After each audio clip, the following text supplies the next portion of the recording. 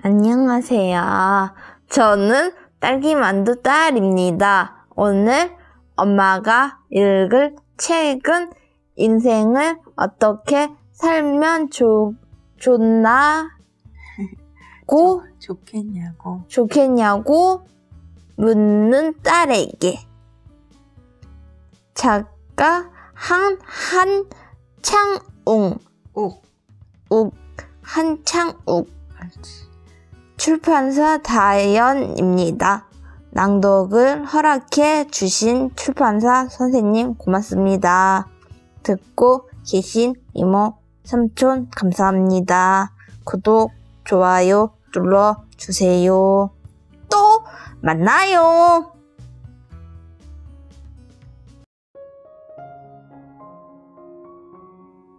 안녕하세요. 저는 딸과 함께 책 읽는 엄마 소리책입니다. 오늘 제가 낭독할 책은 인생을 어떻게 살면 좋겠냐고 묻는 딸에게. 누구나 딸이 올바르게 또 행복하게 인생을 설계하길 바랍니다. 먼저 살아온 인생 선배로서 딸이 부모보다 더 좋은 인생을 살도록 이끌어주고 싶은 게 세상 모든 엄마 아빠의 마음일 것입니다. 이 책은 외동딸을 둔 아버지가 오늘날의 힘겨운 시절을 살아가고 있는 이 땅의 딸들에게 건네는 인생 조언으로서 책 속의 아빠는 구구절절 말합니다.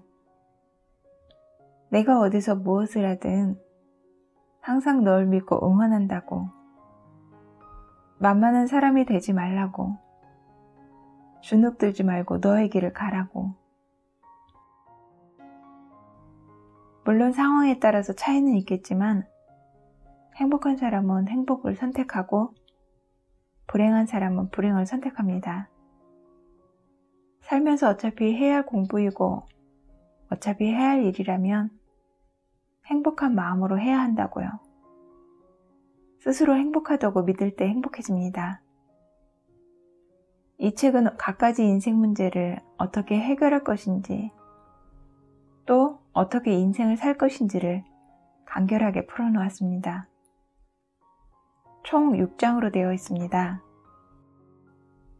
1장, 아직은 삶이 서툰 딸에게. 2장, 멋진 미래를 향해 나아가는 딸에게. 3장, 눈부시게 예쁜 딸에게. 4장, 사랑을 해서 사랑스러운 딸에게. 5장, 흔들려도 다시 일어서는 딸에게. 6장, 삶의 묘미를 알아가는 딸에게. 프롤로그, 고단한 삶 속에서 날개를 준비하는 딸에게. 네가 3살 때였을 거야. 우리 가족은 여름밤에 무더위를 식히려 한강변에 갔단다. 돗자리를 깔려 했는데 갑자기 세찬 바람이 불어왔어. 아빠는 잠시 네 손을 놓고 달려가서 날아가는 돗자리를 잡아왔지. 다시금 달아나지 못하게 엄마와 한 귀퉁이씩 차지하고 앉아 준비해온 음식을 서둘러 배낭에서 꺼냈지. 그러고 보니 내가 보이지 않는 거야. 눈앞이 깜깜해지더라. 두리번거리다 일어나서 사방팔방으로 뛰어다녔어. 얼마나 찾아 헤맸을까. 잃어버린 건 아닌가 싶어서 불안한 마음에 발을 동동 구르며 찾아다니다가 인파를 헤치며 앞만 보고 직진하는 너를 발견한 거야. 너도 내심 가족을 찾았던 거였니? 이름을 부르니 돌아서며 환하게 웃는데 어찌나 마음이 놓이고 반갑던지 눈물이 핑 돌더라. 그날 이후로 아빠는 종종 잃어버린 너를 찾아 세상 이곳저곳을 헤매곤 했단다. 아무리 찾아도 보이지 않아서 땅이 꺼지도록 한숨을 쉬다가 잠에서 깨어나면 네가 옆에서 쿨쿨 자고 있었지. 곤히 잠든 네 얼굴을 내려다보면서 딸을 키운다는 것이 인생의 가장 큰 행운이요. 가장 큰 축복임을 새삼 느끼곤 했단다. 하지만 물가에 내어놓은 아이 같아서 마음 한구석은 항상 조마조마했어. 아마도 너무 소중했기 때문에 느끼는 상대적인 불안감이었을 거야. 세월이 흐르면 너는 성장의 어른이 되고 나는 또 그만큼의 나이를 먹겠지? 하지만 네가 커가는 걸 지켜보는 즐거움을 그 무엇에 비할 수 있겠니? 바라보기만 해도 과분한 행복인 것을. 아빠는 너를 만난 뒤 매사에 감사하며 살았단다. 그렇다고 늘 좋았던 건 아니야. 가장 힘들었던 건 공부에 힘겨워하는 너를 등 뒤에서 말없이 지켜봐야 할 때였어. 너에게 해주고 싶은 이야기도 많았지만 예민한 사춘기다 보니 꼭 필요한 말이 아니면 입안으로 굴리다 삼키곤 했어. 행여 잔소리를 들릴까봐, 행여 너하고 사이가 멀어질까봐 차마 말하지 못한 것들을 노트에다 적어놓곤 했지. 언젠가 네가 기분이 좋을 때 들려주려고. 차마 뱉지 못한 입안의 말들이 글이 되어서 하나하나 모이다 보니 어느새 노트 한 권 분량이 되었구나. 네가 사회인이 된 뒤로는 아빠도 잊고 살았는데 오래전 인연을 맺은 지인이 이렇게 말씀하시더구나. 부모 마음이 같듯이 세상의 딸들도 마음은 모두 같을 겁니다. 삶이 고단할수록 아버지의 진심이 담긴 목소리가 그립지요. 결국 그분의 용기와 격려에 힘입어서 그동안 썼던 원고를 다듬었고 마침내 이렇게 책으로 세상에 선보이게 되었단다. 아빠가 그동안 여러 권의 책을 냈지만 이 책은 감회가 특별하구나. 꼭 해주고 싶었지만 이런저런 이유로 차마 하지 못했던 마음속에 가득했던 말들을 한꺼번에 쏟아낸 것 같아서 후련하기도 하고 널 품 안에서 떠나보내는 것만 같아 아쉽기도 하구나. 사랑하는 딸아, 오리처럼 띠뚱거리며 걷던 네가 어느새 늠름한 사회인이 되었구나. 너에게 항상 좋은 일이 있기만 바라지만 한평생 사는 동안 어떻게 좋은 일만 있겠니? 삶에 지치고 힘들 때 이 글을 읽으렴. 앞으로 네가 살아가야 할 날들은 깃털처럼 많은데 사람 일은 한 치 앞도 알 수 없어서 평생 해야 할 아빠의 잔소리를 이 책으로 대신 가름하려 한다. 아빠는 네가 어디서 무엇을 하든 항상 널 믿고 응원한다. 예쁘게 자라줘서 고맙다.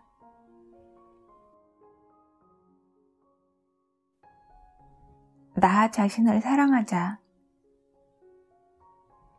인생에서 가장 중요한 것 중 하나가 사랑이야. 우리는 매일 입버릇처럼 사랑에 대해서 말하지만 정작 나 자신을 사랑하지 않는 사람이 상당수야. 나를 사랑하지 못하는 사람은 누구도 사랑할 수 없어. 좋은 사람을 만나도 미움과 원망만 쏟아붓다가 이별하지. 청춘일 때는 왕성한 호르몬의 분비로 말미암아 감정의 기복도 심해지고 삶 자체도 불안하게 느껴지지.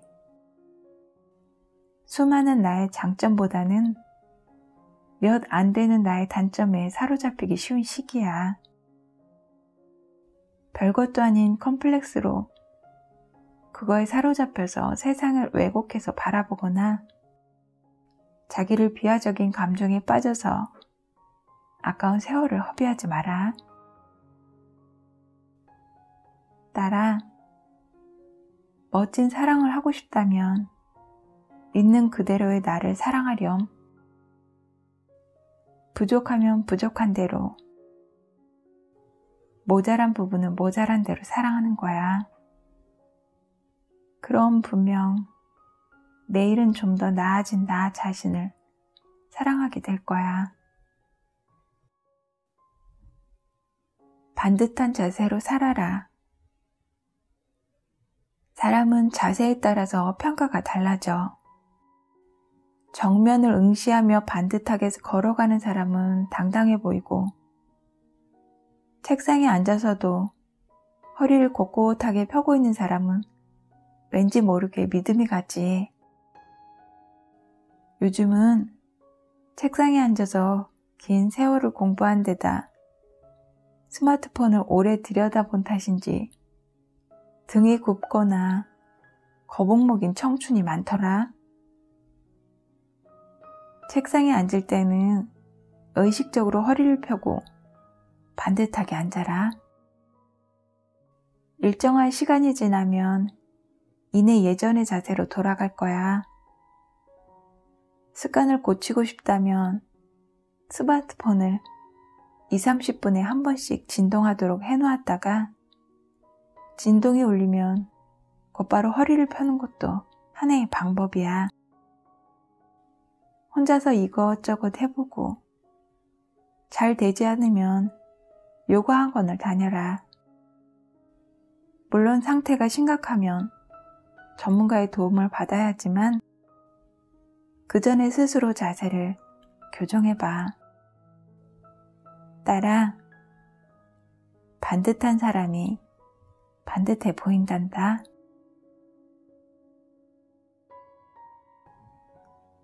결핍을 성장 발판으로 삼아라.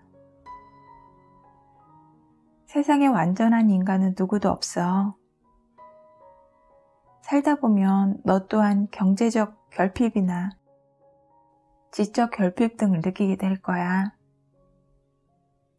결핍이 심할 때는 좌절감 혹은 허탈감을 느끼기도 하지. 청춘의 결핍은 부끄러운 일이 아니야. 다만 결핍을 알고도 채우려 하지 않는다면 그건 부끄러워해야겠지. 결핍이란 어떻게 받아들이냐에 따라서 헤어나올 수 없는 늪이 되기도 하고 발판이 되기도 한단다. 딸아, 결핍을 성장 발판으로 삼아 힘차게 도약하렴. 계기가 없으면 시작도 없고 시작하지 않으면 아무것도 이룰 수 없단다. 스스로 판단해서 결정할 능력을 키워라. 인생은 선택의 연속이다. 어떤 가치관을 가지고 인생을 살 것인지, 어떤 학문이나 기술을 배워서 어떤 직업을 가질 것인지, 교제 중인 남자의 장단점을 파악해서 결혼을 할 것인지 말 것인지 등등을 스스로 판단할 수 있어야 해. 스스로 결정해야 동기부여도 되고 결과에 대해서도 책임을 느끼게 되거든. 현명한 선택을 할 줄 알아야 후회 없는 삶을 살 수 있어. 아빠는 내 인생의 모든 일을 너 스스로 판단하고 결정하길 바라. 스스로 결정하기 어렵다면 주변 사람들에게 조언을 구하고, 다른 사람들은 이런 경우 어떤 결정을 하는지, 네가 한 결정에 대해서 스스로 책임질 수 있는지 등등을 검토해 본 뒤 결정하는 거야. 네가 내린 결정이 타인의 눈에 다소 이기적으로 보여도 괜찮아. 세상 사람들은 자신의 행복과 이익을 추구하느라 여념이 없거든. 딸아, 아빠는 언제나 네 결정을 존중한단다. 가장 잘하는 것으로 승부해라. 사람은 저마다 장점이 있다. 그 장점은 선천적으로 타고나기도 하고 후천적으로 얻어지기도 하지. 멋진 인생은 장단점을 합산해서 평균을 내는 성적표 같은 게 아님에도 수많은 사람이 단점을 보완하는 데 많은 시간을 쏟고 있지. 팔방미인이 멋있어 보이지만 가까이서 들여다보면 피곤한 3일 뿐이야. 여러 가지 잘할 것 없이 한 가지만 잘하면 돼. 네가 가장 잘하는 걸 찾아보렴. 잘 모르겠으면 뭘 하고 싶은지, 뭘 할 때 가장 즐거운지 곰곰이 생각해봐. 이것저것 하다 보면 의외의 곳에서 재능을 발견하는 순간이 올 거야. 직접 부딪히기 전에는 네 안에 어떤 가능성이 숨어 있는지 알 수 없어. 나랑 인생의 정답은 없단다. 하고 싶은 것을 하며 사는 것도 멋진 인생이고, 잘하는 것을 하며 사는 것도 멋진 인생이야. 너의 삶을 한 줄로 요약해라. 아빠는 아주 오래전부터 네가 어떤 인생을 살게 될지 궁금했어. 요람 안에서 음악에 취해 두 눈을 감고서 벌의 날개짓처럼 팔다리를 마구 흔들 때는 무용수가 될 것 같아서 설렜고, 물감으로 도화지를 넘어 방바닥까지 이용해서 그린 대작을 봤을 때는 화가가 될 것 같아서 설렜단다. 너는 어떤 사람이 되고 싶니? 살아가고 싶은 인생을 한 줄로 요약해봐. 오랜 세월이 흐른 뒤 너의 묘비명에 새겨질 글귀라고 생각하면서 말이야. 마음이 간절하다면 인생은 결국 원하는 방향으로 흘러간단다. 목적지까지 가느냐, 중간에 돌아서느냐는 너의 노력 여부에 달려있지만, 나랑 아빠는 너의 그 소망이 이루어지길 소망한단다. 삶이 정 힘들면 그냥 엄마 딸로 살아라. 작은 일도 해낼 자신이 없고, 삶이 고단해서 앞으로 한 걸음 내딛기조차 힘들고, 하염없이 눈물이 날 때가 있다. 하는 데까지 했는데 더 이상 의욕이 나지 않으면 애써 기운을 짜내서 살아가려고 하지 마. 그냥 엄마 딸로 살아라. 엄마가 비록 넉넉하지 못하고 기력도 한창 때보다 떨어졌지만 기꺼이 너의 바람막이가 되어주마. 딸아, 나이 먹고 엄마에게 기댄다고 부끄러워하지도 말고 미안해하지도 말거라. 엄마는 아무리 세상살이가 힘들고 고단해도 네가 엄마 딸이라는 그 사실 하나만으로 충분히 견뎌낼 수 있단다. 엄마는 네가 어디서 무엇을 하든 항상 널 믿고 응원한단다. 한창옥 작가님의 인생을 어떻게 살면 좋겠냐고 묻는 딸에게 오늘은 여기까지입니다. 함께 들어주신 여러분 고맙습니다.